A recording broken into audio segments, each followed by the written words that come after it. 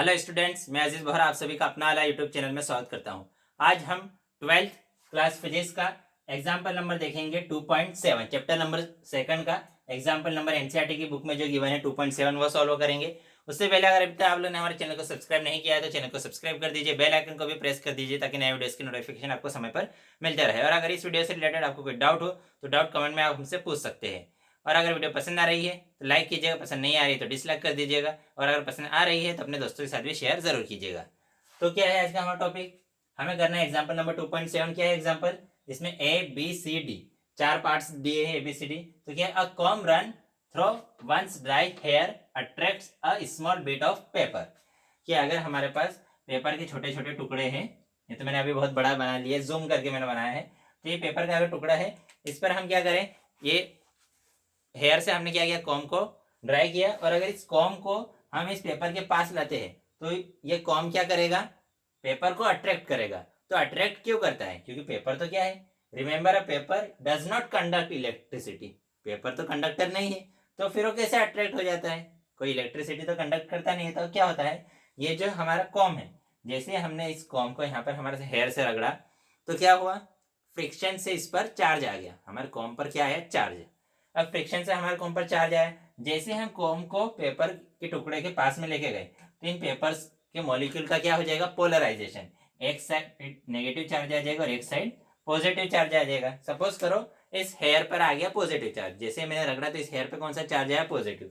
अब जैसे मैं इसको यहाँ पर लेके गया तो इस ऊपर वाली साइड पेपर पे क्या आ जाएगा, नेगेटिव चार्ज, और नीचे वाली साइड क्या आ जाएगा, पॉजिटिव। तो ये नेगेटिव पॉजिटिव से क्या हो जाएगा, अट्रैक्ट। इसलिए जो पेपर है, पेपर के पीसेस, छोटे छोटे जो पीसेस है वो कॉम से क्या होंगे, अट्रैक्ट होंगे। क्यों, क्योंकि उसमें क्या हो गया, जैसे हम इस चार्ज्ड कॉम को पेपर के पास ले गए तो पेपर के मॉलिक्यूल्स का पोलराइजेशन हो गया, पोलराइजेशन की वजह से नेगेटिव चार्ज एक साइड, पॉजिटिव चार्ज एक साइड, और फिर वो अट्रैक्ट हो गया। फिर उसके बाद why what happens if hair is wet, अगर हेयर हमारे गीले है, वेट है, या फिर और इफ अ रेनी डे, क्या या वो रेनी डे है तो क्या होगा। तो देखो, अगर बाल हमारे गीले हैं तो अगर हम क्या करेंगे, इस कॉम करेंगे, कंघी करेंगे तो फ्रिक्शन कम हो जाएगा, फ्रिक्शन कम हो जाएगा, उसकी वजह से ये हमारा कॉम चार्ज नहीं होगा। या रेनी डे है, रेनी डे में भी फ्रिक्शन कम हो जाएगा, उसकी वजह से हमारा कॉम चार्ज नहीं होगा, चार्ज नहीं होगा तो उसकी वजह से वो पेपर को अट्रैक्ट नहीं कर पाएगा। फिर उसके बाद सेकंड क्या है, ordinary rubber, ordinary rubber is an insulator but special rubber tire of aircraft are made slightly conducting. Why is it necessary? कि जो नॉर्मल टायर होता है, जो नॉर्मल रबर होता है, रबर तो क्या होता है हमारा, इंसुलेटर है। रबर क्या है हमारा, इंसुलेटर। लेकिन जो एयरक्राफ्ट, एयरक्राफ्ट में जो हम टायर बनाते हैं, जो रबर के टायर बनाते हैं, वो स्लाइटली क्या होते हैं, कंडक्टिंग होते हैं। जो एरोप्लेन्स वगैरह होते हैं उनके जो टायर्स है वो कैसे, स्लाइटली थोड़े से कंडक्टिंग होते हैं। क्यों कंडक्टिंग होते हैं ये हमें बताना है। तो देखो, जैसे ही ये सपोज करो एयरक्राफ्ट है, ये हमारा क्या है, फ्लोर है। तो जैसे आसमान से एयरक्राफ्ट आता है और जैसे इस पर उसका टायर टच होता है तो टायर और ये जो फ्लोर है उसके बीच में क्या आता है, फ्रिक्शन। फ्रिक्शन की वजह से वो जो हम एयर का जो टायर है उस पर क्या चार्ज, वो चार्ज होने लगता है। फ्रिक्शन की वजह से जो टायर है उस पर क्या चार्ज आने लगता है। जैसे जैसे फ्रिक्शन होते रहता है उस पर चार्ज जाते रहता है। तो अगर सिंपल रबर का टायर रहा, अगर सिंपल रबर का टायर रहा तो उस पर क्या होगा, चार्ज आते जाएगा, चार्ज आते जाएगा, चार्ज आते जाएगा, और एक टाइम ऐसा आएगा कि उस पर बहुत ज़्यादा चार्ज आ जाएगा, उसकी कैपेसिटी नहीं है इतनी कि वो इतना चार्ज स्टोर कर सके। तो वो क्या हो जाएगा, ब्लास्ट हो जाएगा, ब्लास्ट हो जाएगा।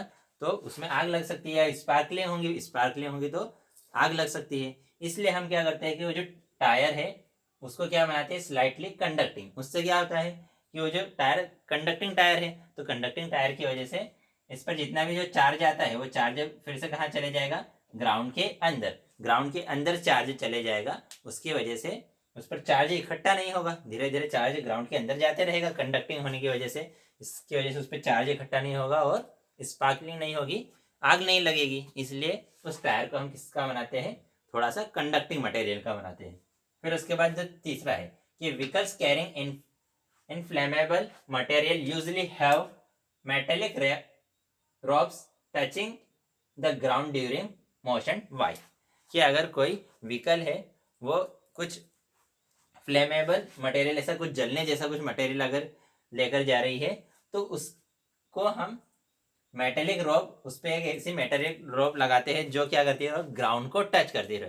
तो मेटेलिक रोप क्यों लगाते हैं, तो फिर से कि जब व्हीकल चल रहा है तो हो सकता है कहीं पर कुछ फ्रिक्शन हो, फ्रिक्शन की वजह से क्या हो जाए, उस पर चार्ज आ जाए और चार्ज धीरे धीरे इकट्ठा होते जाए और एक टाइम ऐसा आ जाए कि उसमें स्पार्कलिंग हो जाए और स्पार्कलिंग से आग लग जाए।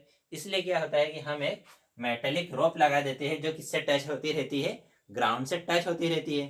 तो क्या होता है कि अगर फ्रिक्शन हुआ, अगर क्या हुआ, फ्रिक्शन हुआ, तो फ्रिक्शन से क्या होगा, उस व्हीकल के ऊपर चार्ज आ जाएगा और जैसे ही वो चार्ज आएगा वो इस मेटेलिक रॉप के थ्रू कहाँ चले जाएगा, ग्राउंड के अंदर। तो चार्ज ग्राउंड के अंदर चले जाएगा तो क्या होगा, स्पार्कलिंग नहीं होगी, आग नहीं लगेगी। और अगर ये मेटेलिक रॉप नहीं लगाते हम तो क्या होता है, उस पर चार्ज, फ्रिक्शन से चार्ज आते रहता, आते जाता और ब्लास्ट होने की चांस रहते हैं। फिर उसके बाद चौथा एग्जाम क्वेश्चन क्या है, a bird purchase on a bare high power line and nothing happen to the bird. A man standing on the ground touches the same line and gets fatal shock. Why?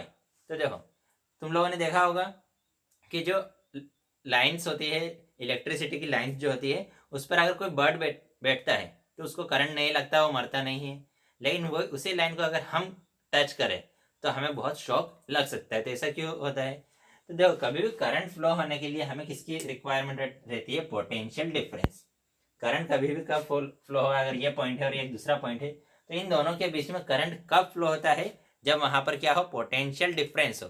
अगर potential difference नहीं है, अगर potential difference नहीं है तो current flow होगा क्या, current flow नहीं होगा।